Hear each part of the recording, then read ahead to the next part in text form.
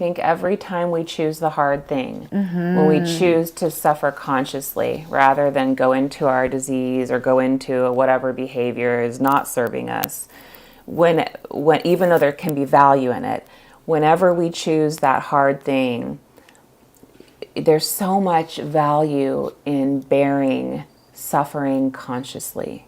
If you can learn to bear your suffering consciously, I promise you your life will change. So especially, I mean, it's so empowering to be able to say, like, and to look at it like, I didn't think I could do this hard thing, and I did it. Hi, I'm Katie. And I'm Diane. 15 years ago, we met in rehab. And we've been besties ever since. We've both worked hard at healing our addictions. And we've gone on to build meaningful lives. I'm a licensed therapist and a yoga instructor. And I'm an embodiment coach and Tantra healer. When we get together, our conversations can get intense. But they're always lively and full of surprises. Yes! And no topic is off limits. And that's our show.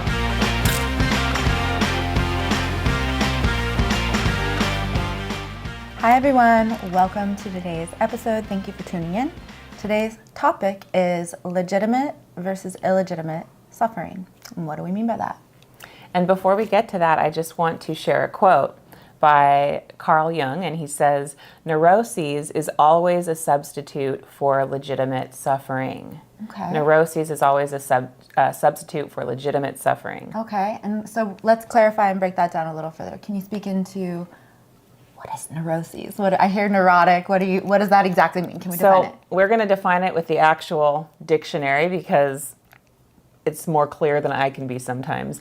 And it's a mental condition that is not caused by organic disease involving symptoms of stress. Okay. Anxiety, obsessive compulsive behavior, hypochondria, but not a radical loss of touch with reality. So we're talking about just like what it said, something where you're anxious. Like I used to always pick at my skin and really there was something else going on, but I would like anxiously pick because, so that's like a neurotic behavior. Yeah. Okay. Yeah, that makes sense. Yeah. Okay. And what about when I hear I was a little bit about this topic even because for me, legitimate versus illegitimate, I go straight to valid versus invalid, good versus bad, worthy versus unworthy. So for you, when you think of like illegitimate, legitimate, can we speak into that? What comes up for you there? Yeah, I mean, the words I think can be tricky, so I get that. Yeah. For me, if I think about when I was wrestling with my bulimia, for example,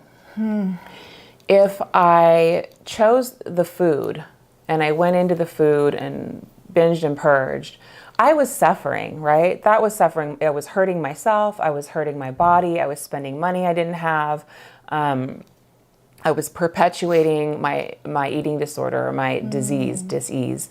And that to me would be an example of illegitimate suffering. Because I'm suffering, but I'm not getting anything from it except for more of my addiction. Legitimate suffering would be when I was struggling with my bulimia and I chose not to go into the food. I would go sit in the bathtub and not move. I would do anything I could. I would go walk for a really long time, do anything I could to not let the addict or the bulimic in me take charge of me.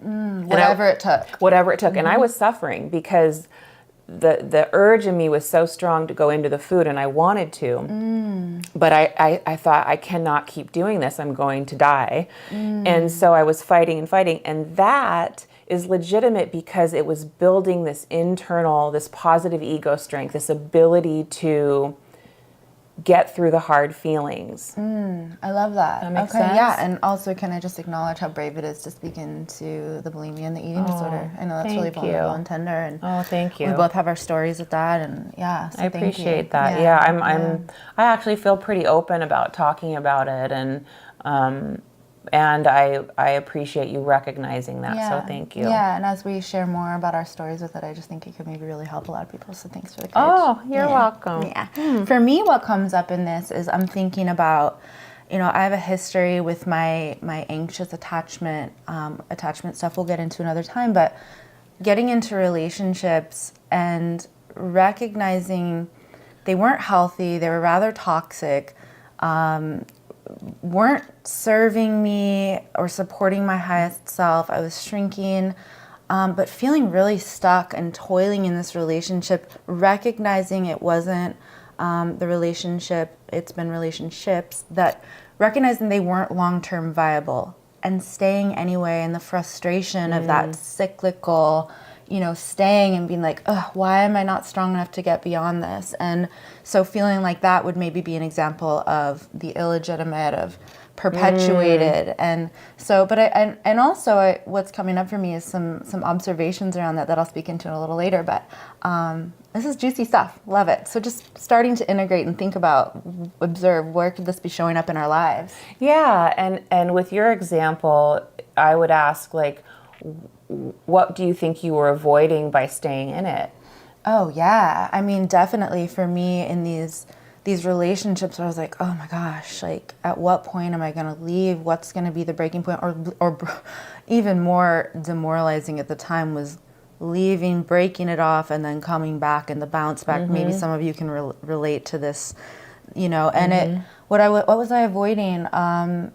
Loneliness, maybe. Loneliness, and also, struggling, the fear of loneliness, the fear of being alone, but also not yet loving myself enough to be the love of my own life yet. Like, I was outsourcing the worthiness, the validity. Please help me feel whole, because I don't feel whole enough innately. I'm not at that place yet of being empowered to trust that I can manage and handle life on my own, even though this really isn't it. It's not the love I really desire and ultimately want to be calling in. Yeah, that makes a lot of sense. Yeah. And I think one of the things Diane and I were talking about as we were prepping was just the idea of how so many of our behaviors that seem bad, I think it's dicey, because there are times when those behaviors do teach us if we let them, right? And so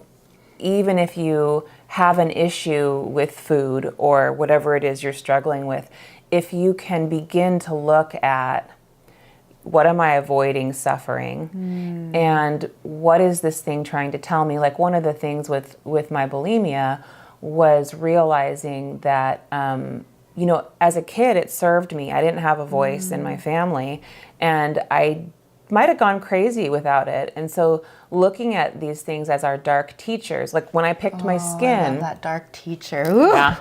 Chills. Yeah, I love that. Yeah, dark and teachers. I like to call them that because there's gifts in the darkness. And even like when I would pick, ultimately I would realize it was an anxious energy that meant I had something to get to. I had to get to the root of something. Yeah. And I was like actually embodying that in my behavior, but not actually getting to it. So yeah, it's almost like stuff.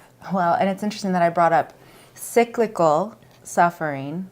And it's like that circling, it's cyclical, like it's coming back around. It's like you were trying to get at the thing. It's circling the core. Yes. Like there's a core, and I'm going around and around. And one of the things that actually came up for me that I was going to speak into is that I mentioned would come up again was, it's interesting because when we bring the conscious in is where the key is to turn that illegitimate, the circling, into the suffering forward. It's like, I think of, everything I've gone through that has been so difficult, painful, traumatic, has helped me evolve into the woman I am. And the deeper I go with the bringing into consciousness, the more meaning I get to make out of it, out of the messiness. And, I'm thinking about, my own relationship with bulimia, and it's taken me a really long time to get beyond it, and there's been a lot of shame around that.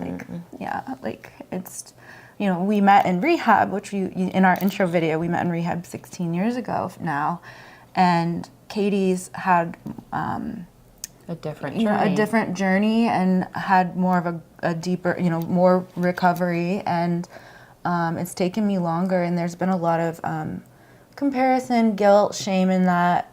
And I remember I started working with somebody a few years ago now, and this came up, and I shared with her, because at one point, talk about illegitimate cyclical suffering. I just was like, I'm never going to get better. I remember when you I'm never told going to me get that. better. This is, I've been to rehab multiple times. I've been in the therapy. This isn't, by the way, this is off the cuff. This isn't where I was expecting to go with the topic, but it's coming up. And I'm glad you're going there. Me too. And it's like, I felt like it was such wasted time. It's beyond me. I give up. And I was in that cyclical, like, why even try to stop? Because this is my albatross for this lifetime. So why, I'm not going to try to stop. I'm not going to speak into it anymore. I'm not going to talk about it in therapy because it's too painful to keep trying. Yeah, you've tried. That's what I was just going to say is you've tried for so long. And has got to have been so hard on you to have tried and to get those results. It's like after a while you feel like, well, I'm crap. Broken. Like I'm not gonna. And I've been there too with my bulimia, where it was like I would try so much, and then it was just like even on my way to rehab. On my way to rehab, I was binging and purging through the airport, telling myself, Katie, you could stop this if you really wanted to. You don't have a problem. This is ridiculous. And it was like, I clearly could not do this on my own. I clearly had a problem, but I just felt like, so I was trying, but I couldn't get anywhere. Well, yeah, and I'm thinking about it, and it's like, I have so much compassion now. I mean, even speaking into that, it's been a longer struggle, speaking into it on camera, like, there's a light that I'm bringing to it that is new and different, and it's been repressed for so long. It's been kept in the shadows, like, of the shame of it taking, it's been a 25-year struggle for me since I was 13.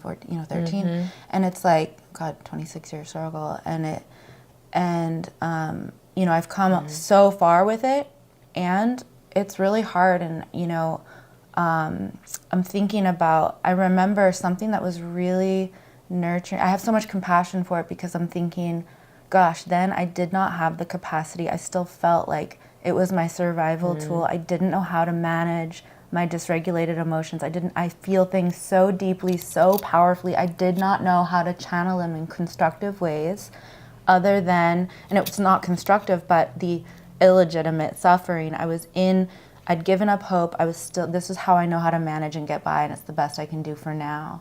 And now I've grown in capacity, and I remember shamefully, for pun intended, not intended, spewing out to this coach that I started working with after one horrible, week-long vacation on a cruise where I was binging and purging my face off, and my parents literally said to me, not knowing because I wasn't speaking into it anymore, "It's so nice to see you having such a healthy relationship with food now. I don't remember the last time I saw you enjoying food." And the shame I felt that I'd gotten so crafty at hiding it to that degree, but was isolated in the suffering. And anyway, so I spewed it out. I word vomited it to this coach. And she said, and there was so much shame and tears, and she said, "Have you ever thanked your bulimia for the purpose it served and what it spared you from having to feel that you couldn't or weren't ready to feel yet?" And that shifted the idea of thinking there was this purpose in it. There was legitimacy in it, in the sense that it was serving a function. And then ultimately moving and growing and starting to interface in dialogue of like, what does this represent? What am I trying to get away from? What am I trying to not feel? Yes. Which that consciousness, the more consciousness that can be brought, brings the cyclical illegitimacy to the suffering forward, the making meaning, the evolving. It's so true, and it's such a hard thing with addiction because I can just so relate to the trying, and actually, as I've been in recovery, there's been other things in my life that I've discovered have been affected by the bulimia, like, for example, not physical or anything, but which of course can happen, but I ingrained within myself the idea that it doesn't matter how hard I try, I'm not going to get anywhere. And so and it's so crazy because I healed the bulimia, and yet that was coming up even with the show. Is like, what's the point? At the beginning, there was a lot of what's the point, but right before the show, I knew I had a creative thing I wanted to do. It's always been with me, and I just felt blocked all over the place, which is, I discovered is a complex, but that's another show. But it's just amazing to me, how we can try so hard with our addictions and not get anywhere because the feelings are so big and the trauma is so big. And so I really encourage you guys to take that seriously and get help, get into 12-step programs, get a therapist, get a Jungian analyst, highly recommend, do some body work. All of these things are so important because addiction's a beast. It's such a beast. And it's the way, the more we can bring into the consciousness, it's like this, and move beyond the hopelessness by just, it's that process of maybe we illegitimately suffer first to get to the legitimate. It's like it feels hopeless. I'm in the spin cycle. I'm doing the thing. I'm going back to the relationship. I'm still doing the behavior. Yes. And it feels so frustrating. And then somehow, if we can still keep meeting it and having the courage to work with ourselves in whatever capacity, whatever that looks like, and yes, in any way where it's still doing the brave thing. It's like that's where it becomes legitimate. That I like to say, alchemize your adversity. It starts to weave and spin into gold, even if the final outcome can't be known yet. We don't know where this show is going to go. Or for me, like, is there ever going to be a period in my life where I'm not ever purging ever anymore? I don't know yet. No. But I have to hold on to that. There's got to be more. There has to be meaning and purpose. And what you're saying is the one thing where I kind of get bristly about the 12-step programs is when they say, you have to start over. So say you have recovery for 2 months and then you get 20 years. Or 20 years and you fall off the wagon and then you get back on and you have to start over. I get that I get the purpose behind that. And there's another part of me that goes, no, gosh damn it, all that recovery still counts. You still did the work, and these are stones, and you're building the stones. Like you once said in a different episode, I think you said the thing about, it's going to make me cry, but like maybe you don't know how to love yourself yet fully, and that's okay. Can you meet yourself where you are? So if you're active in something, if you're suffering in something, maybe it's okay that that's where you are. And then can you, what is something you can do? Like for me, when there was a point at which I had a relapse, and I in order to keep myself conscious, I filmed myself binging, purging, and I made myself watch the videos. And it was a way to keep me conscious so that I don't just go unconscious through the process, right? And it's important to see what you can find, like trying to begin to identify what you might need. Go ahead. Well, and just, what do I really want for my one and precious life? And it's like, if I don't start taking even micro steps and micro shifts towards that, it's never going to change. There's this question I love. I remember, if not now, when? And it is painful, but it's like, there's got to be something more. And, it's this,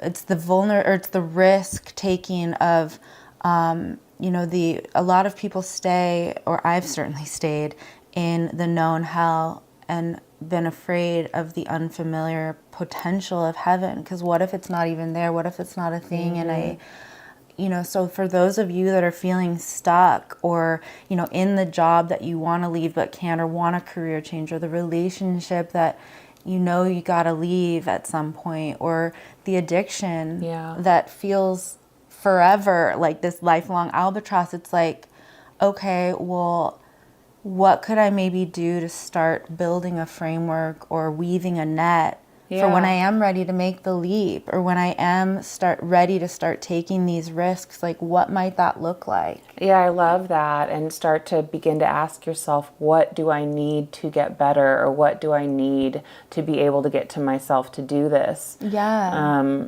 Yeah. Because it's all, those micro shifts and micro steps, that's the legitimacy, that's the making the meaning, that's the building capacity for when there's at some point that click or that shift over into, you got into recovery. And there have maybe been some lapses along the way, but like recovery is yours. And like every time that every time not choosing the addictive behavior, that's being in recovery in the present moment. And it's planting the seeds, which I think what she's talking about, I'm hearing you talk about it, like tilling the soil and planting the seeds for the time when, what you said, something will click. And one that's bringing to mind, you had a great, that was a Mary Oliver quote, I think you said, about what are you going to do with your one wild and precious life? Yes, I love that. And the quote I was just thinking of is by Viktor Frankl, and he says,